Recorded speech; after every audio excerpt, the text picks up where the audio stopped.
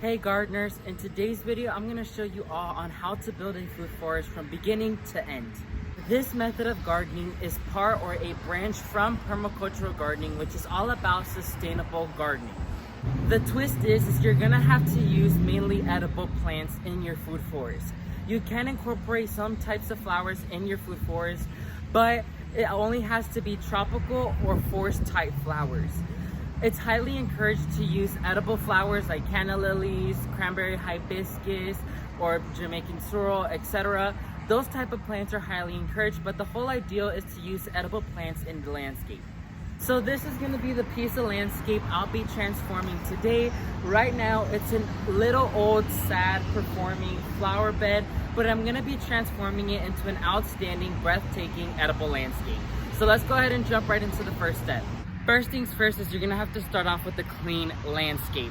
Any big rocks, weeds, or trash have to be removed from the landscape in order for you to start planting, because the best thing is you need to start off with a clean landscape so you can start designing and working on your garden. I'm keeping a crepe myrtle in the middle of my garden because it brings such a great color contrast with the dark foliage and the red flowers, as well as a butterfly bush I have aside it, so that's what I'm going to be keeping because those two do have a use in my food forest.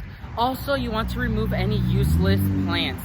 I know all plants are gorgeous, but anything that does not fit the criteria of being in a food forest has to be removed, because anything that's too elegant or formal will not make it in the forest type environment. So make sure you only keep plants that you know will go great in a forest environment and that could be useful for you, as well as for the pollinators and things that are in the garden. Step number 2 is to choose your plants and start designing your garden, because not all plants could be used in a forest environment because either they're too formal or they require a spacing, or they just don't like to be planted with other plants together. Because the whole idea of a food forest is that they're able to maintain each other, that they can feed off of each other, and that there's no type of competition within the plants. So making sure that all the plants can grow well together without fighting each other for nutrients, water, or sun is perfectly fine for a food forest. But anything like roses, tropical hibiscus, anything like that that gets too big and requires a lot of maintenance does not fit the criteria to be in a food forest. Coming to the third step is planting your plants, making sure that every hole that a plant is planted in is amended with fertilizer or any type of amendments you need to add to your soil to improve the quality. That is the funnest part because you're able to see how your designs is coming together and how everything is starting to finalize. And finally, kick back and enjoy your garden growing.